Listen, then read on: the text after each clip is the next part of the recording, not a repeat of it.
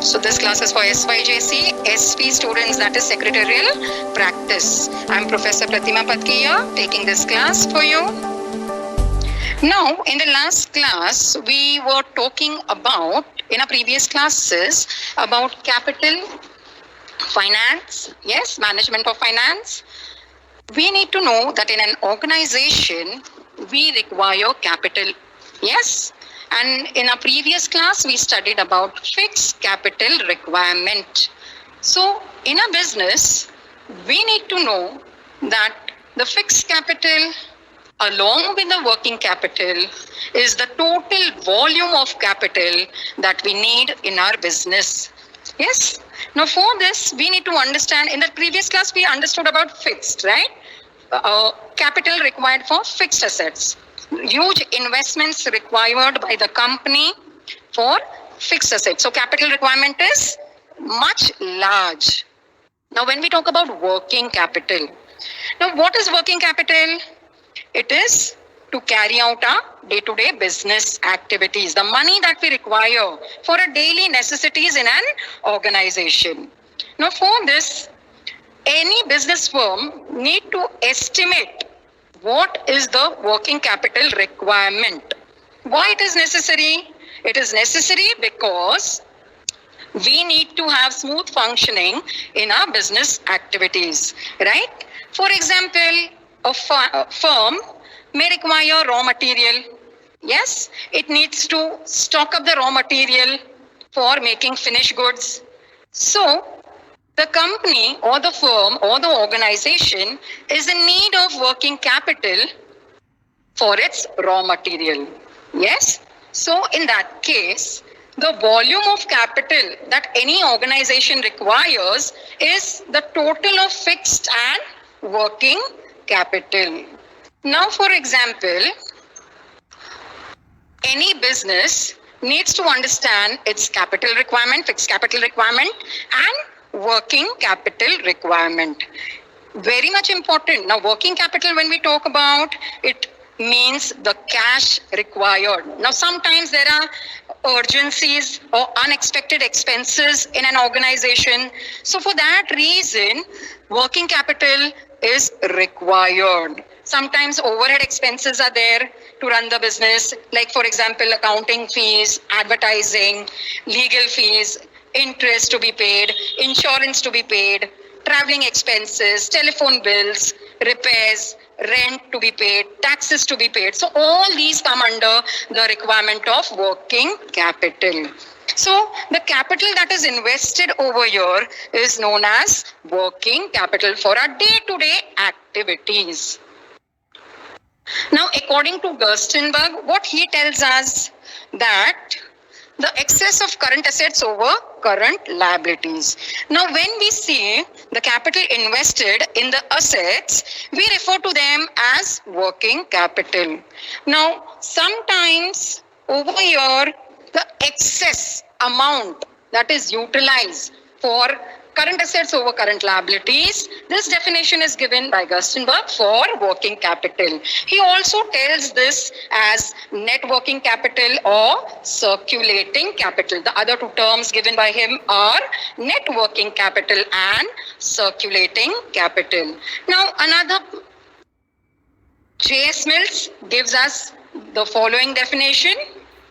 He tells the sum of current assets is working capital. Now, when he explains this has much broader approach. He takes into consideration all the current assets of the company. Hence, this also refers to as gross working capital.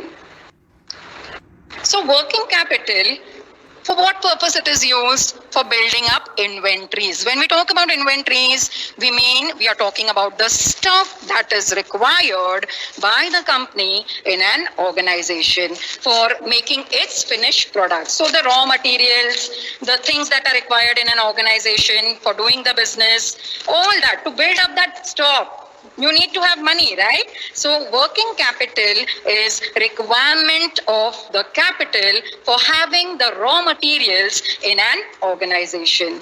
Again, for day-to-day operating expenses, which I just told you, I'll repeat them for you.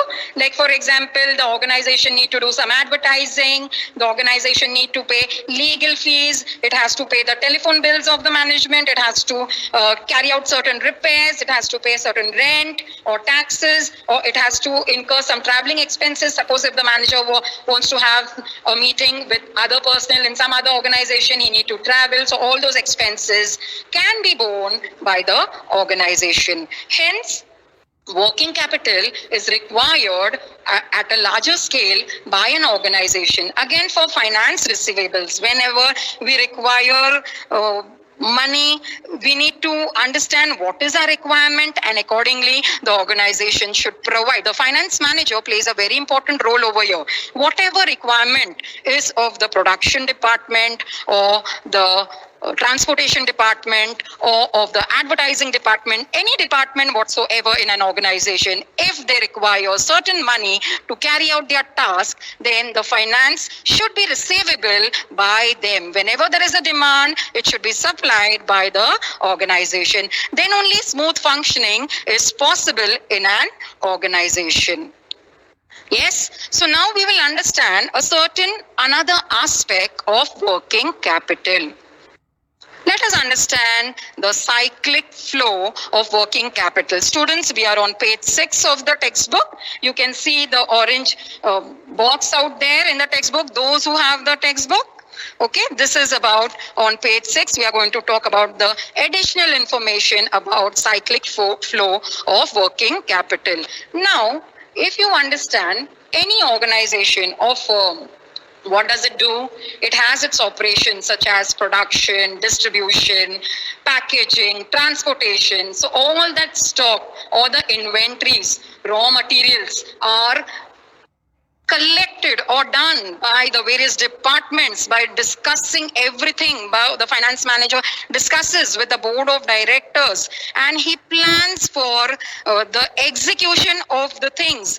Then they are transported and then received by the retailers, the wholesalers, the traders, and then they are sold to the consumers, thereby ensuring a cash flow in the organization. Now over here, we need to understand that any firm, it requires its business working capital requirement, right? To buy raw materials, to pay wages, to pay expenditures. Some way or the other, all these are converted. The expense is converted into inventories. Inventories means they are spending money, buying the raw material, buying the stock for production. Now, when the goods are in work in process, like when the goods are in work in process, they are working, like they are making, the raw material is getting converted into finished goods. So in that case, certain money is also required for all the processes. Now, suppose if all the goods are sold on credit, then in that case, they require to give certain billing dates. You may have understood or learned about promissory notes, bills of exchange in your bookkeeping subject, right?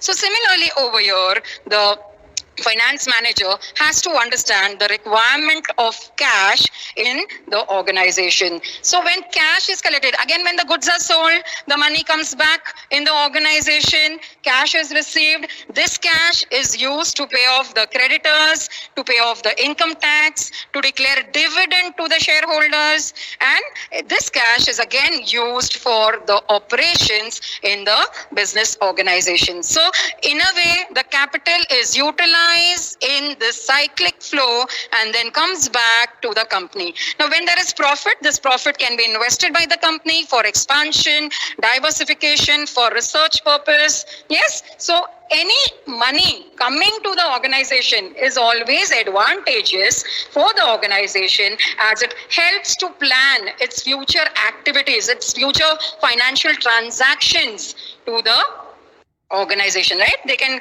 plan well. So now let us understand the factors affecting working capital